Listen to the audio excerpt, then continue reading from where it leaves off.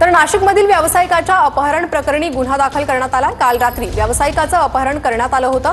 व्यावसायिकाच्या गाडीतूनच बंदुकीचा धाक दाखवत हे अपहरण करण्यात आलं।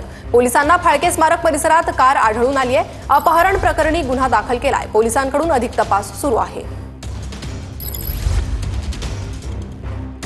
काल रात्री नाशिक शहरात एका कार डेकोर व्यावसायिकाचं अपहरण करण्यात आलं होतं। विशेष बाब म्हणजे त्याच्याकडे असलेल्या 4 चाकी वाहनातच बंदुकीचा धाक दाखवून हे अपहरण करण्यात आलं होतं। अपहरणानंतर त्याच्या पार्टनरकडून अपहरणकर्त्यांनी जवळपास 15 लाख रुपयांची खंडणी जी आहे ती घेतली होती आणि यानंतर आता नाशिकच्या मुंबई नाका पोलीस ठाण्यात या प्रकरणी गुन्हा दाखल करण्याचं काम सुरू आहे। अपहरण केल्यानंतर 15 लाखांची खंडणी जी आहे ती त्याच्या पार्टनरकडून उकळल्यानंतर